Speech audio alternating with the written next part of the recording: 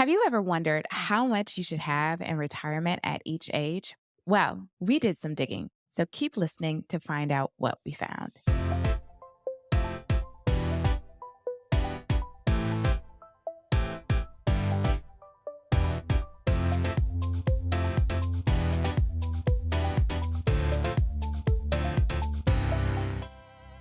Hello, and welcome to the Wealth Minded MD podcast with your money best friends. I'm Dr. Brittne Helford. I'm Dr. Lisha Taylor. And of course, we're here to help you build wealth and make good money decisions so you can create the life you desire with more control over your time.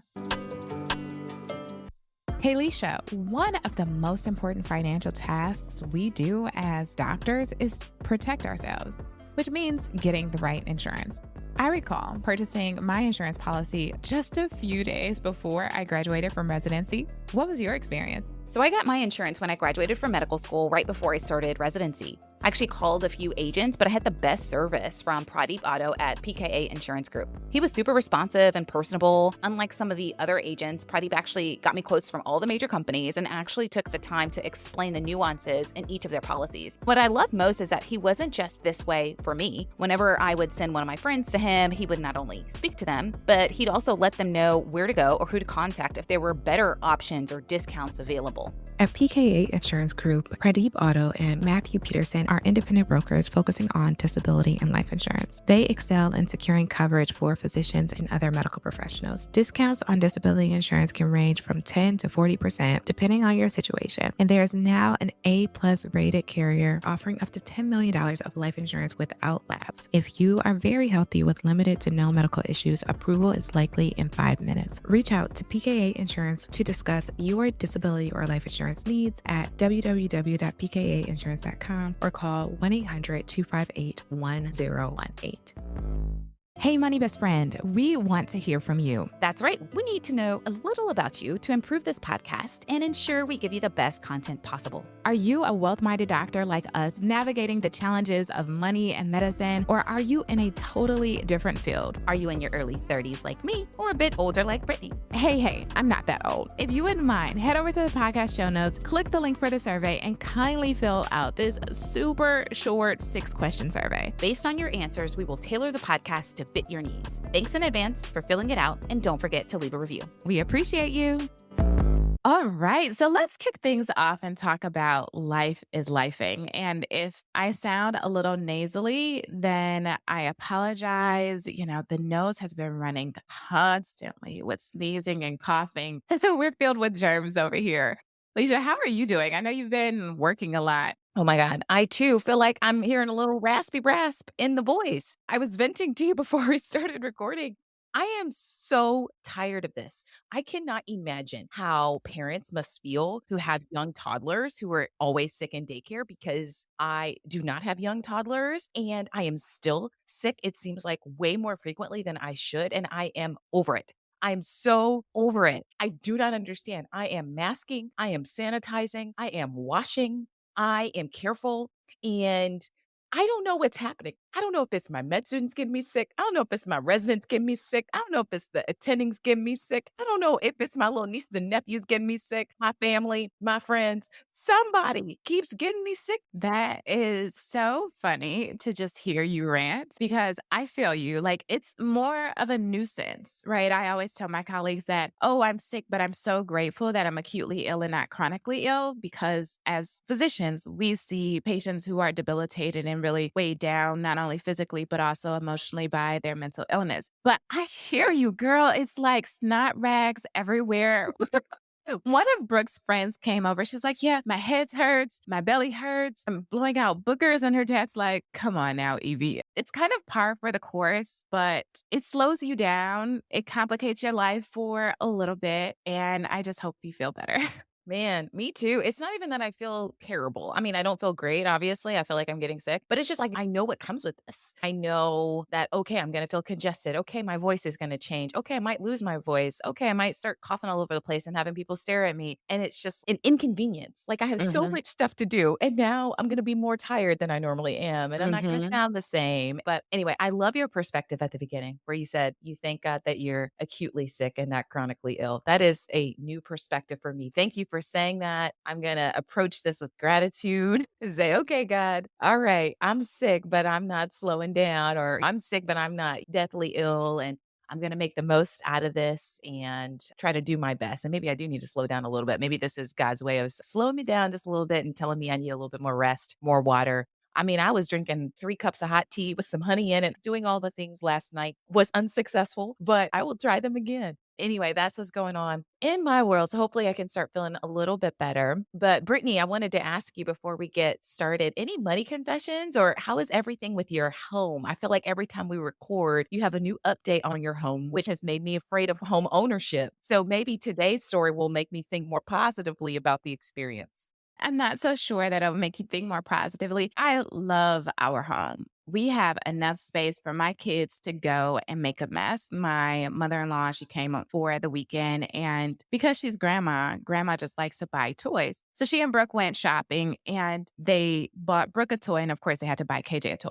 So they come home with this egg, and this egg is filled with, it's like a big dinosaur egg, but with slime and foam and sand. And she's like, oh Lord, oh Brittany, I'm so sorry that I bought this egg. I should not have done that, because they literally had slime and all of this stuff just everywhere. But even though they made a mess, we have a garage that is a heated garage. And that's where we've designated for their play space. So it's so easy to clean up, and it's not in the middle of my living room like it was at our last property. So, yeah, there are things that are going wrong. We have to fix some things on the outdoors. And as my mother in law was descending our stairwell, the rail was a little wobbly. I'm like, oh, I should probably get this fixed so that no one falls and tries to sue us. So there's always things to do here in the home. But even in the midst, I'm still very grateful that there's more space for my kids to make a mess, for me to be a positive parent and just have kind of the mental ease. I love that. I love that for you. For me, obviously, I don't own a home. I will probably in the next few years. I'm just waiting it out, stacking money on the side and all of that good stuff. So I'm happy to know that your kids are having a good time and that even though they made a mess, it was easy to clean. As physicians, one of the most important things that we can do is make sure that we secure our income, because a lot of our financial plans are contingent on our high doctor income. One of the things that you will need to do is make sure that you get long-term disability insurance. Now, Pradeep and his team at PKA Insurance Group have a reputation for putting people over profits and always doing what's best. Do not hesitate to email PKA Insurance and his team today. They will help you get the insurance you need with the service you deserve. All right, let's head into our financial focus for this week. Well, Lisha, I'm so happy that we're talking about this, but it always puts a mirror to me of how well am I doing when we're thinking about saving for retirement, because I'm pretty frugal. I save a lot, or at least I like to think that I do. But there's always this question of, are we saving enough? And we've heard that physicians should probably save about 20% of their take home pay, and everyone else about 15%. And I would argue maybe high income earners should save about 20%. But is that enough? And it's always difficult to really know if we're doing enough. So today we're going to talk about some of the targets that you should strive for at each age. And this is specifically saving for retirement. And we know that retirement is going to look different for each and every one of us. So the one thing that I want to say about this information that we're going to discuss is that personal finance is personal. So we want you to use this as a target to guide good money decisions.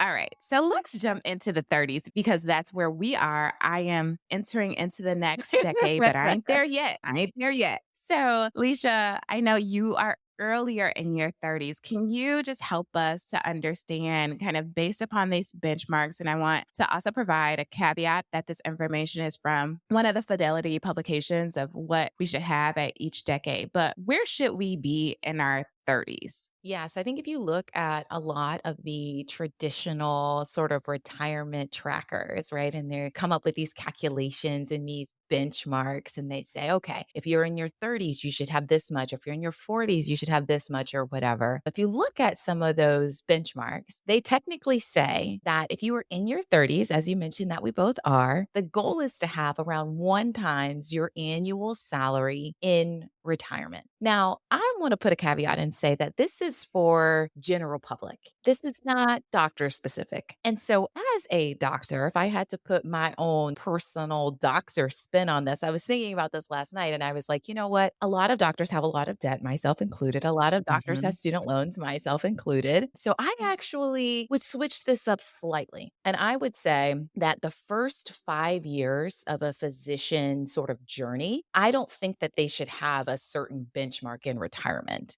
I think that they should be focused on making their net worth go back to zero, paying down some of the debt. And I think that by the time they end their 30s, so by the time that they are knocking on 40's door and they reach 39, then maybe at that point they can start to have a net worth of zero or even have one times their annual salary in retirement. And the reason why I'm making this distinction is because if I just say, oh, if you're in your 30s, you should have one times your annual salary in retirement. Some people may say, Lisha, well, you know what? I don't have that much because I focused on paying down my student loans. Or Lisha, I don't have that much because I just finished training. Or Lisha, I don't have that much because of X, Y, and Z. And so I think one of the things to keep in mind is that doctors kind of start off lower because we tend to have a lot more debt. But then because of our high incomes, we can catch up pretty quickly. And so I use the 30s as more of a catch up period. You're starting off uneven. Some of your friends in college, maybe they started taking jobs and working in their mid 20s and you started a decade later. So you're starting behind, right? Maybe your friends have a lot more money in retirement savings than you do because they've been working longer. So a lot of physicians are kind of starting behind. And I would say your 30s should be that catch up period. If I had to say one thing, it's use the 30s as your catch up. Use your 30s to get yourself out of debt. Use your 30s to figure out a plan for your student loans. And hopefully you can also use your 30s to start saving and investing so that by the time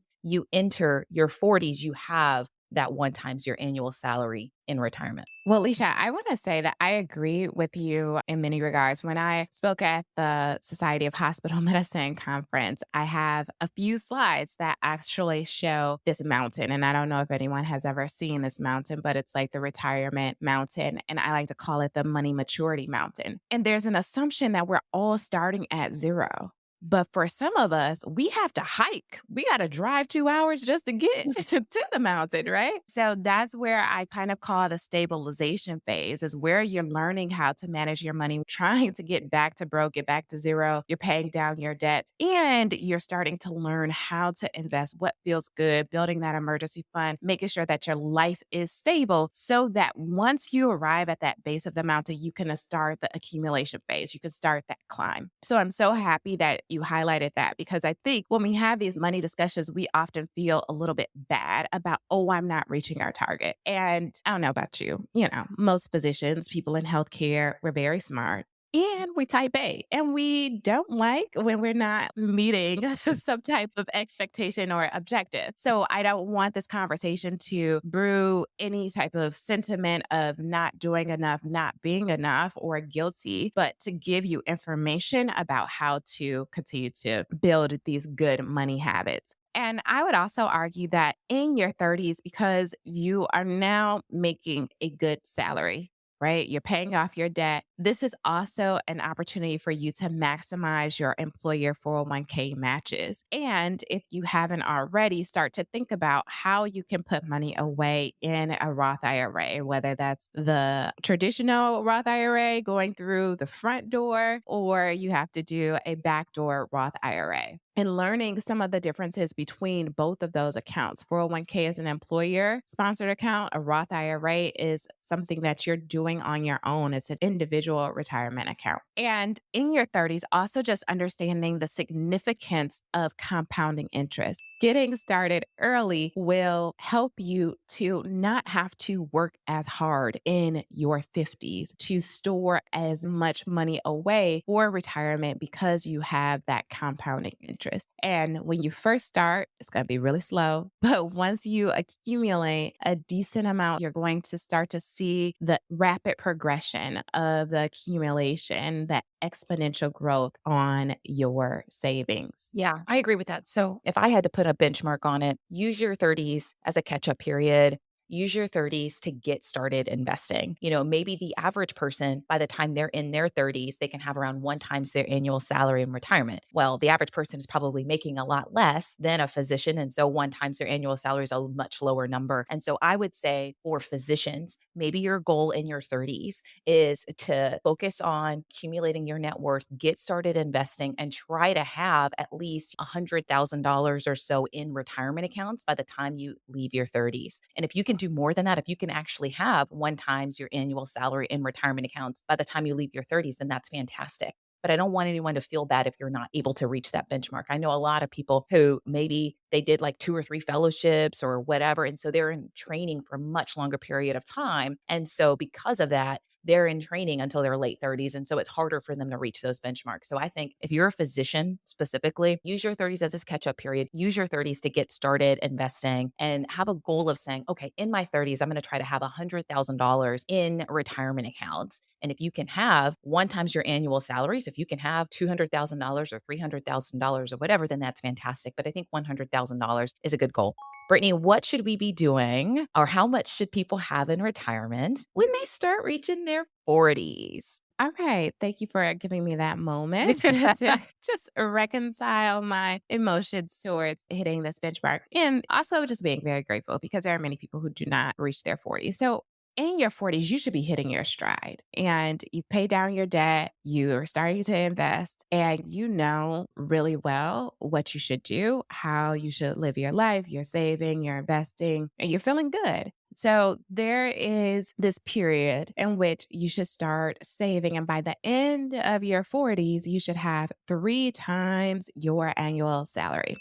Now, I want to have a discussion here because actually, Lisha and I minimally touched on this topic before we started recording is when you are thinking about saving for retirement and with these benchmarks, 3 times your annual salary in your 40s, this is money that is set aside for retirement because I know we save for many other things. We save in our emergency fund, we save for Christmas, we save for a vacation. And if that money is not designated for retirement, then that should not be included in this calculation. So I just want to clarify that we want to make sure that this money is specifically earmarked for retirement when you're doing your calculations. And in your 40s, one of the things that can get you there is by increasing your savings rate whenever possible. Now that you can really hone in on putting that money aside because debt is out of the way and now you are more familiar with how to manage your money, you can take a look at how much you're saving right now for retirement and how you can increase that even by 1% to start, 2%, and try to increase it every single year in your 40s.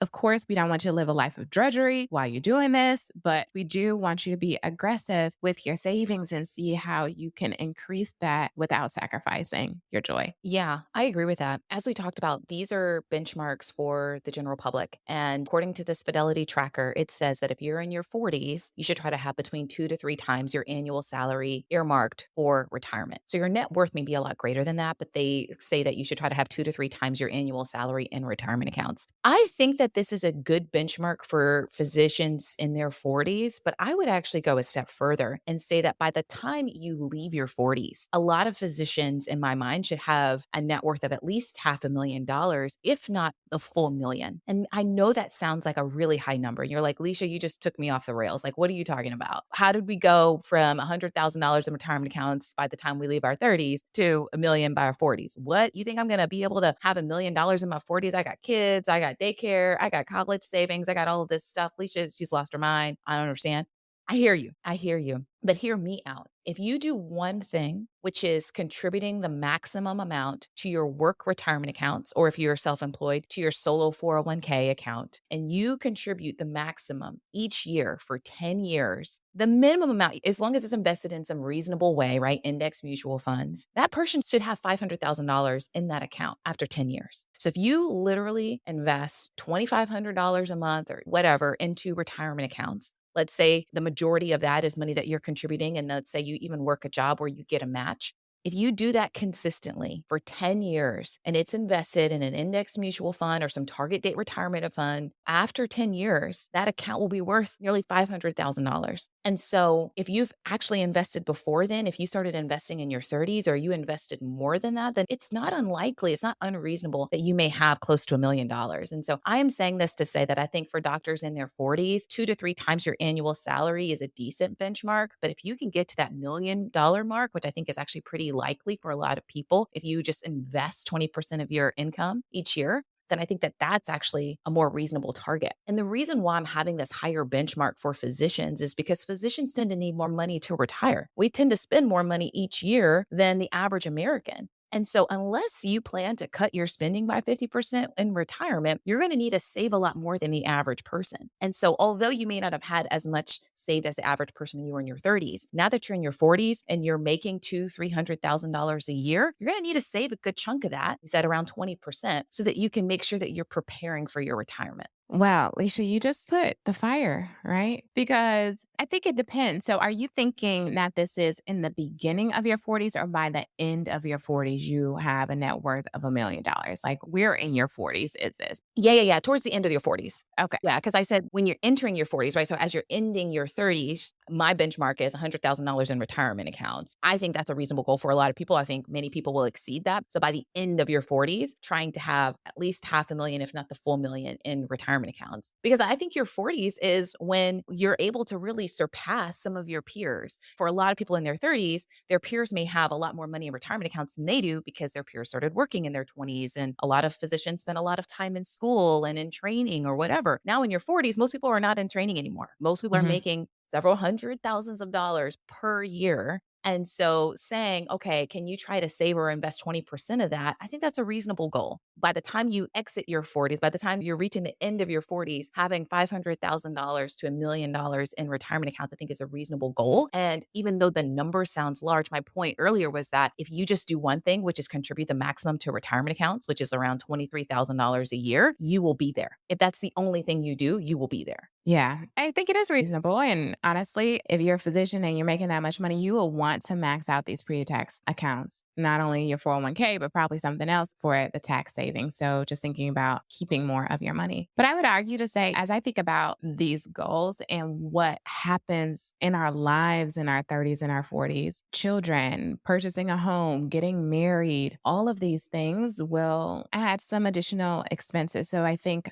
prioritizing your savings for retirement is going to be imperative that we reach these goals. Alicia, I don't know about you, but I looked at a few studies that show that we millennials and the Gen Z generations, we're not doing as well as our parents. And so it is a little bit challenging sometimes for me to think about how are we going to reach these benchmarks that are same that our parents achieved when the economy is different, when life looks different for us. So I just want to kind of put that out there that we know that things might be a little bit challenging right now in the economy coming off of the pandemic and inflation, but we also want to empower you that this is possible if you prioritize it and really focus on what matters to you. I think that's really important. I run into a lot of people all the time who lament about the cost of childcare and lament about the cost of schooling. Even right now, as I live in Atlanta, I didn't grow up in this city. I grew up in Florida. And so I'm not as well versed about the school systems here because I don't have children and I didn't grow up in this city. But some of my physician friends do have children and they talk about how the school districts, their schools may not be as high ranking as they would like. And so they are having to make the difficult decision of do I send my child to a school that may be underperforming? Or do I pay tens of thousands of dollars each year to send my child to a school that will give them the kind of education that I want them to receive? And oftentimes, a lot of physicians end up saying, okay, I'm going to invest in my child. I want them to get that quality education. And that quality education sometimes can mean private schools, charter schools, or whatever. That costs a lot. And they're Mhm. thinking, how can I pay for private schooling for one or multiple children, keep a roof over my head, buy all of the things that we need as a family, and still invest for my future? Like, this is impossible. And it can feel that way. But I would challenge a lot of physicians to say, okay, you make multiple six figures a year. Can you carve out $23,000 to invest for retirement?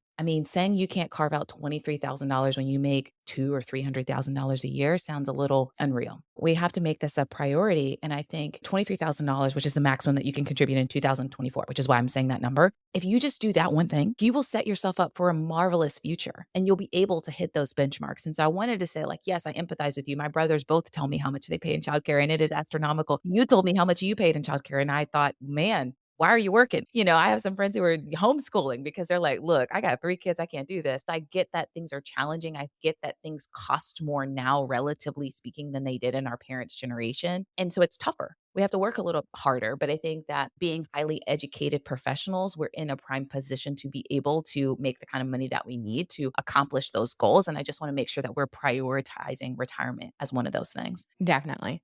And for any of you who are listening and you think that maybe you should invest in your children versus investing in yourself, I agree with what Lisha's saying. And at least for me as a mom, I'm like, I grew up in Flint, Michigan at Flint Public Schools and I did okay. So kids, you going to public school today. Alrighty. So now we're moving on. We're out of the 40s and we're into the 50s. And for some people who may not be there, I think 50s, at least when I was talking to my mom, it's like that oh crap moment. I'm getting old and retirement is in the near future. And so I think a lot of people have this revelation that I haven't done everything that I needed to do in order to prepare for the retirement years because no one wants to push off retirement. I think everybody's ready and looking forward to not working and using their time in a way that is meaningful for them. So we can say that 50s can be this catch up period, but we're hoping that because we discussed what you're going to be doing in your 30s and what you're going to be doing in your 40s, that the 50s is just kind of automatic. You just keep it going and you don't really have to modify and adjust and feel like you have to catch up.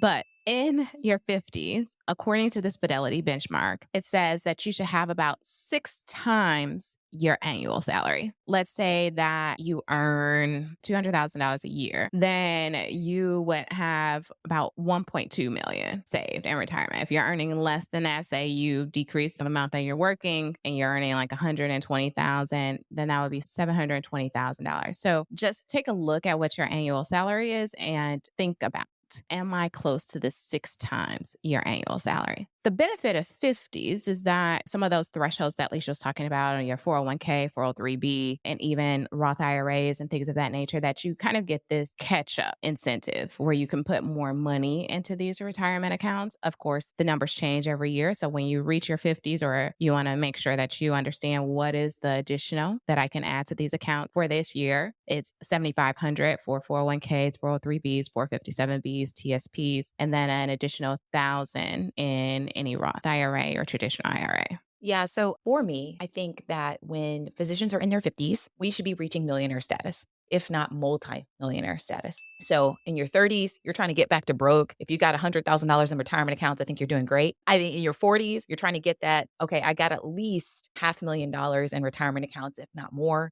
When you're in your 50s, you should be at millionaire status. I think that it is not unreasonable to say that a physician making $200,000 or $300,000 a year for 10 to 20 years can't have a net worth of at least $1 million. I think that that is very, very reasonable. And I would even venture to say $1 million in some sort of retirement account or investment accounts or whatever. I think that's a reasonable goal for a lot of physicians. And hopefully, if you're at the point where you have multiple millions, you're even contemplating early retirement. You're trying to see, can I stop working? Can I really cut back? And so if you are in your 50s, those are the benchmarks. For those of us who are not yet in our 50s, the question that we may want to ask is, am I on track to be there in my 50s at my current rate of saving, at the current amount that I'm investing? If I continue to do so until my 50s, will I be at millionaire status by then? Will I have $1 million in retirement accounts by that point? And if the answer is no, how can I change things in order to get there? Is it a I need to make more money issue, or is it a I need to cut back on expenses issue? Sometimes your expenses may change over time. Let's say right now, maybe you're paying thousands of dollars in childcare and daycare, whereas when you're 50s, you won't be having those expenses because your children will be a lot older, if not fully grown. And so think about, are you on track to be there in your 50s? Use something that I use all the time, which is these compound interest calculators. And they have a thing where you say, okay, if I invest X amount of dollars per month and I'm earning 8%, for example, interest rate on my investment, and I continue to do this until my 50s, where will I be? If that number that they spill out for you is at least $1 million, then I think you're on track. You're doing great. Hopefully it's multiple millions if you're a physician. But if you're not on track, if you're not where you want to be, if that number that it spills out is a lot lower than what you hope it would be, then think to yourself, okay, how can I change things? How can I alter things so that I can be there and give myself that financial freedom that I'm looking for? Yeah, that's great. I think it's always important for us to think towards the future. And one of the things that I'm always reminded of are those charts. Alicia, I'm sure you've seen this. When Sally starts at 30 and Bill starts at 40 and Jenny starts at 50, and how much more Jenny has to put away every single month in order to not even reach the same targets at retirement as Sally, who started in 30s. So wherever you are, I feel like sometimes it should kind of pigeonhole us and it paralyzes us. What we want is for you to understand what people have said and where you can go. And what we are firm believers is that this is possible for you wherever you are. If you're starting later in the game, that's okay too. You have to put a little bit more money away today in order to achieve that goal, but it's still possible. And even if it's just decreasing $5 a day, not getting your latte and drinking coffee at home, the compounding interest of that over time, not only that habit, but the dollars is going to be exponential. So we want you just to start wherever you are. I'm sorry if we talk about shoulds. I think sometimes the shoulds really hold us and paralyze us and make us feel guilty. And we want you to know that starting early is going to be your best friend in saving for retirement. Okay, so we're out of our 50s, Alicia. So you've said you would desire for every listener to this podcast to be a millionaire in their 50s. I want to ask you, what are your thoughts about 60s? Because we at the finish line, we got a couple more years if you want to retire. Maybe you don't. Maybe you're going to work forever and be one of those attendants. But where should we land in our 60s? What is your thought? Yeah, so I think a good benchmark in the 60s is 10 times your salary, if I had to put a number on it. So if you make $200,000 a year, having $2 million. If you make $500,000 a year, having $5 million. But I would say 10 times your salary, enough that you have the option to retire. And for a lot of retirement calculators, they say 10 times your salary is a good benchmark that you can have to retire. In your 60s, you want to make sure that you have enough where you can stop working if you desire to. Work should be optional, meaning if you're continuing to work and you're in your 60s, it's because you want to, not because you have to. And I think for physicians, a good benchmark of that is 10 times your salary. So you can add another zero and say, okay, that's how much I need to retire. Now, obviously, you have to account for inflation, but I think that that's a good benchmark. And so if I had to say in your 30s, you're trying to get back to broke, you're trying to get back to zero. And if you have $100,000 in retirement accounts in your 30s, I think that's excellent. In your 40s, I said having $500,000, if not the full million by the time that you exit your 40s. In your 50s, you should definitely, in my opinion, if you're a physician, be a millionaire, if not multimillionaire. In your 60s, you should have 10 times your current salary. So if you make $300,000, having $3 million in retirement, that's sort of how I do these benchmarks for physicians. And I realize that given your specialty, it may be difficult or harder to do those things. But I think, again, a lot of people will reach these benchmarks if they do one thing,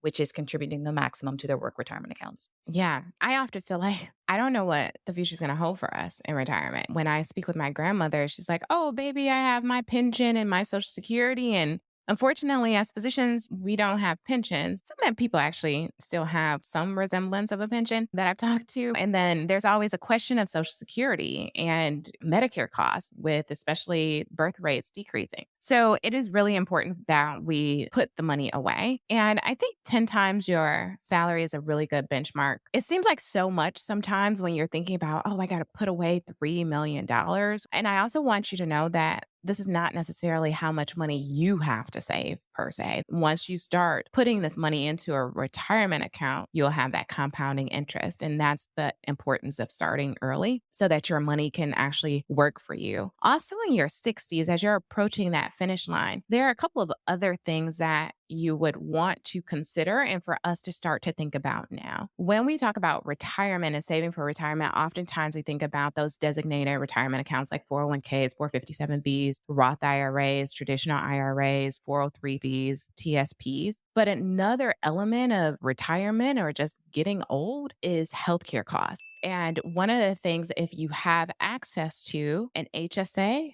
a health savings account, then that could be another way that you could have more money for retirement invested as well. So we should do a whole podcast episode on HSAs and the benefits, how to use them the best way. But essentially, if you have access to an HSA, I would argue that you should start to think about that as well and then kind of incorporate that into your framework for retirement savings, because we know as you approach your 60s, then you're going to have more healthcare costs. And then to just think about how is your money invested. So as you approach your 60s, and some of your parents might even be there. And so sometimes it's not only using this information for ourselves, but using it to help to build up a legacy of wealth, helping to make sure that we can maintain wealth within our family and helping our community. So it could be prudent to have a conversation with your family about what their retirement looks like, our parents, and understanding what is this experience for you? What are some of the unexpected expenses that you might have so that we can start to budget those into this calculation? And just thinking about how you're going to change your retirement strategy as you approach your 60s. So if you're not in your 60s right now, then there's likely that you should be very aggressive in how you're investing your money. But as you approach your 60s, now you're thinking about distributions and taking that income to use, especially in retirement, to fund your retirement years. So you want to make sure that it's secure. And how you do that is maybe investing in fewer aggressive assets and thinking about changing your asset allocation to more conservative. And so we can talk about that also in a later date.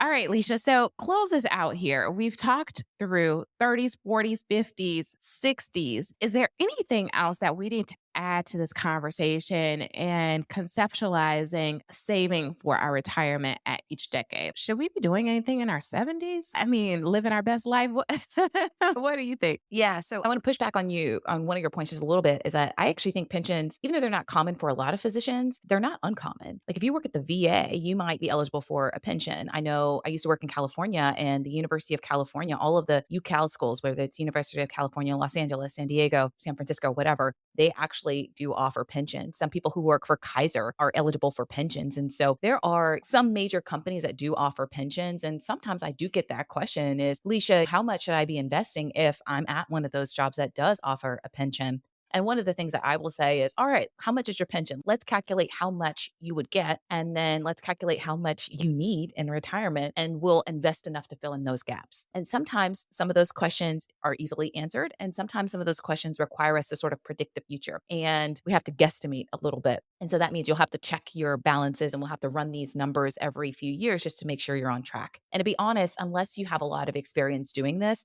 might be where a flat fee financial planner comes into play to sort of help you navigate these issues of retirement. Brittne, you asked me, is there anything else we should think about as we're entering our 70s? And I actually think that before we exit our 60s, we should really be thinking about how are we going to utilize the money that we've accumulated? Because I think wealth accumulation is very different from wealth preservation. The strategies and the tips and tricks and whatever that you're using in order to build wealth, which is usually just investing consistently, is a lot different from how you actually utilize that money when it's time to retire. How much do you take out of these accounts? Which accounts do you take money out of? What investments do you liquidate? Do you switch anything up? How much do you keep in cash? Like these are some questions that people may have. And I would highly encourage that unless you're used to it, that you maybe consider talking to a financial planner. And so that's something that I would do in my 70s. I know a lot about this stuff. I feel very confident in my ability to run the numbers, but just making sure that I'm on track, that I'm not going to run out of money or that I'm not being so frugal that I pass away with millions upon millions of dollars. You want to have a good balance of spending in retirement, but also making sure that you don't run out of money. And so that's one of the things that I would do in my 70s is figure out where you are. How much are you going to get from Social Security? How much are you getting from any pensions or annuities or anything like that? And then how much money do you have in retirement accounts? And how can you utilize all of those accounts to your advantage? Awesome. Thank you for clarifying the pension piece. There's only one person that I've spoken to here in Massachusetts that actually has a pension. So it's not as common in Northeast, but yes, Kaiser definitely is one of those. I have a friend who works for Kaiser and I'm like, oh, what a benefit. Well, they call it the golden handcuffs because they offer so many benefits. And I think the way the pension works, anybody at Kaiser is probably going to correct me, but I think that depending on how long you work for Kaiser, that factors into how much of a pension you get. And so it's like the longer you work there, the more money you accumulate. And so they call it the golden handcuffs because once you've been there for a while, you're like, you can't leave because you know how much you Mhm. have invested in that pension. And so it's one of those things to really kind of keep in mind when you're looking at jobs is what are their retirement benefits? Do they offer a pension? Do they offer 401k or 403b match? Are there other perks and ways that they sort of help you meet your retirement goals? So that's definitely something that when I'm talking to residents or early career physicians that I will talk to them about is, hey, salary is important. You do need to negotiate that. But there are some other things that are important as well. And benefits is one of them. Yeah, I love that. And I would also say, you mentioned in your 60s, speaking with fee only financial planner, it could be a benefit for you to do that today if you have one that is offered through your employer as a benefit. I know that we do. And I've met with them just to make sure that we are on track. And I pick up little nuggets here and there. And so, Wait, you have access to a financial planner for free through your job? mhm, Wow. Wow. I mhm. did not know. This is my first time hearing that that was a possibility. I know that some financial advisors speak at different institutions and be like, hey, pick me. I offer free advice. Is this something that you had to pay for it? Is it a free benefit? It was free. Wait, so through your hospital system, your teaching hospital, whatever, they say, okay, in addition to a 403b match, in addition to time off or whatever, we're going to give every employee access to free financial planners that you do not have to pay for.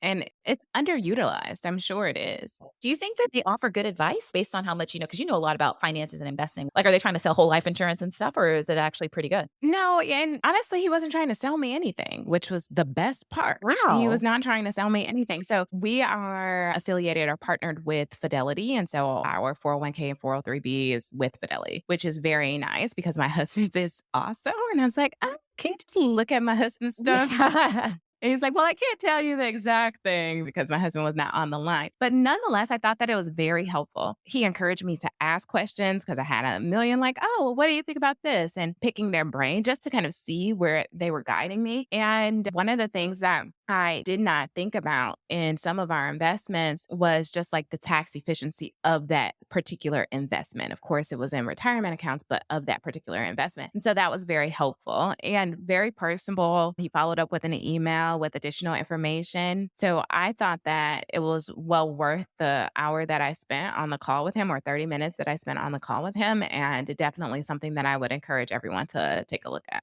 Oh my goodness. That is so helpful. Brittany, I just thought of a question for you. Sorry to put you on the spot. I am not married, so this didn't come to the forefront of my mind, but obviously you are. When we're creating these benchmarks in your 30s, getting back to broke, trying to have a net worth of at least zero, making it be even, given all your student loans. And if you can have $100,000, then that's great. In your 40s, we talked about trying to have at least $500,000 in retirement accounts. In your 50s, trying to have at least a million in your retirement accounts. In your 60s, multiple millions. How does that work for people who are married? Do you double those numbers when you're married? Or you say, you know what, we don't need double this. Do you just kind of half it because you and your partner work? Then maybe you only need to hit half of those benchmarks individually. How does that work in your mind as a married couple? Yeah. So in my mind, we have to double it. And it's really interesting because my husband had a conversation with me very late.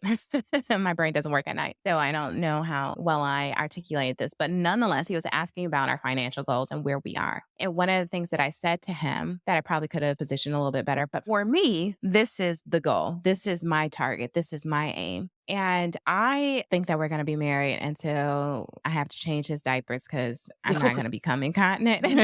But, I think it's really important that we have enough and that we think about ourselves not only as a unit, but also individually because anything can happen at any point in time. And although I'm part of the beneficiary, we have our insurance and all the other things to protect each of us if something were to happen to us. I also just want to make sure that as individuals, we can thrive and survive on our own. And so I say that you have to double it. So for me, these are still the benchmarks for me as an individual and then for him. Now, we're probably going to overshoot, right? And oversave and have more than enough for retirement. So we may have a too much money problem once we near retirement. And at some point, we might say, okay, this is enough because we have enough shared expenses and things of that nature. But at least in my mind, I think about them as individual targets for both of us. Interesting. So I think that a lot of people say the opposite, would say that this is a joint family goal. For example, if you probably depends on how much your spouse makes. For a lot of physicians, maybe married to a non physician, maybe married to a spouse that does not work, in which case I don't think you have to double your goals. I think that you'd be sufficient with these benchmarks, trying to get back to broke in your 30s, $500,000 in your 40s, $1 million in your 50s, multiple millions in your 60s. I think that those are fine benchmarks. And I actually think that that is sufficient even if you are in this dual physician couple. If you're in a dual physician couple and the average physician makes, I don't know, 250 a year, and you double that if you're married to another physician, $500,000 a year, and then saying, oh, we need 5 million or 10 million in retirement, I think it really starts to get up there. So I think if you are married to a spouse that does work, you have to crunch the numbers and really try to get a ballpark of how much money am I going to spend in retirement each year? And then you can work your way backwards from there. So I think the question of whether you double it if you are married or whether those are sufficient benchmarks probably requires a little bit more digging. But I still think that the general rule applies that if you can hit these target benchmarks of getting back to broke in your 30s, 500,000 in retirement in your 40s, a million, if not more, in your 50s, multiple millions in your 60s, I think you're going to be fine regardless of whether you are married or single.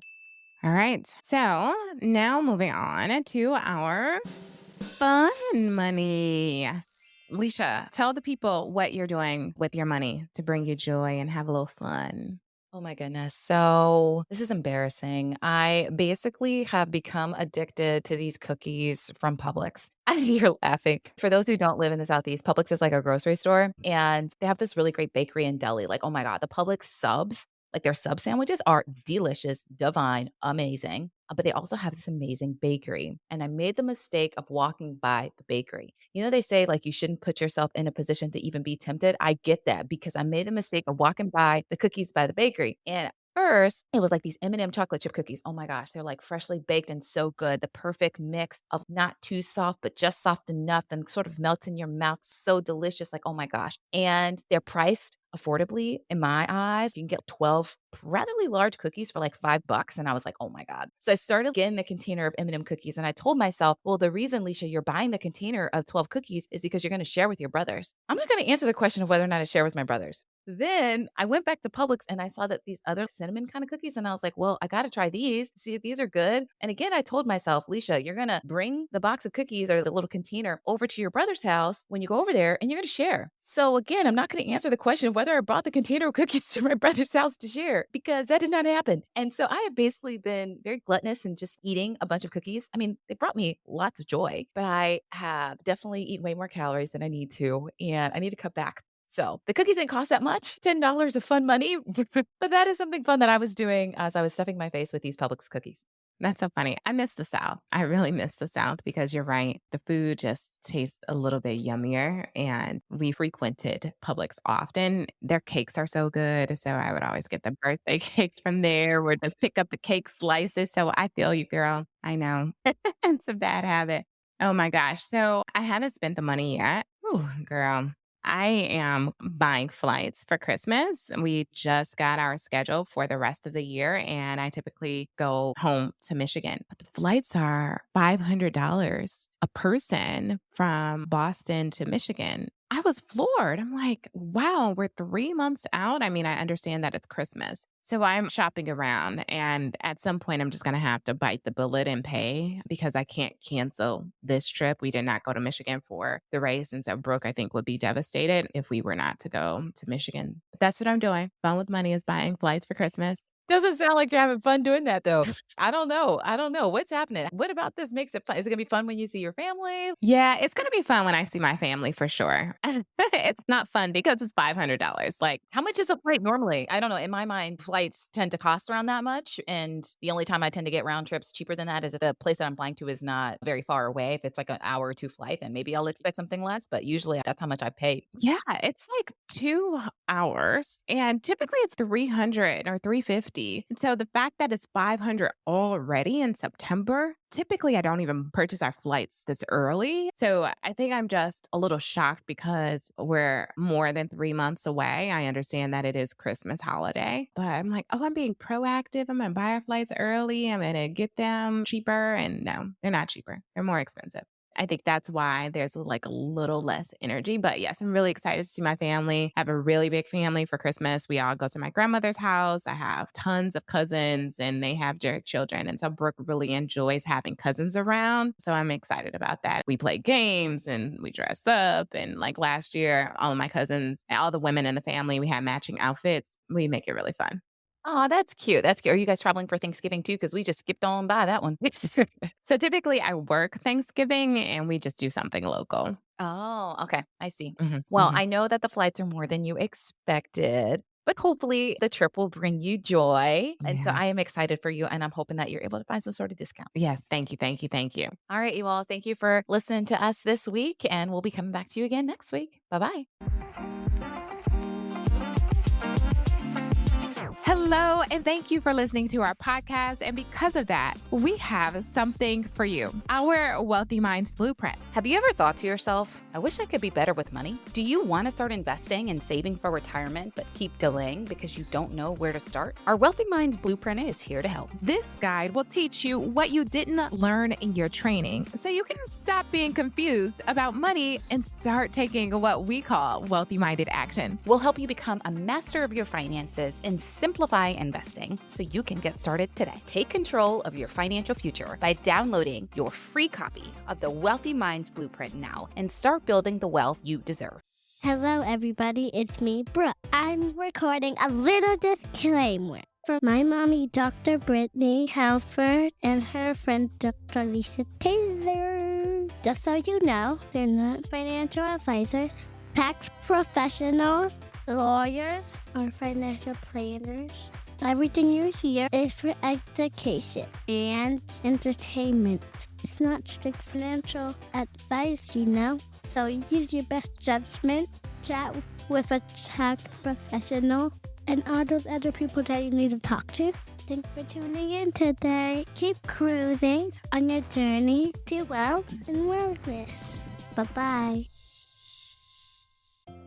One of the most important things you can do is ensure you have long-term disability insurance. Long-term disability insurance secures your income if the unexpected happens and you are unable to work due to medical illness, chronic conditions, or an accident. Unfortunately, all insurance agents aren't created equal. Some of them are so focused on making a sale that they fail to reveal certain necessary information, tell you about discounts available, or clearly explain the process. Pradip Botto and his team at PKA Insurance Group are different. They have a reputation of putting people over profits and always doing what's best. If you need life insurance or disability insurance, reach out to Pradip and his team today. They will help you get the insurance you need with the service you deserve.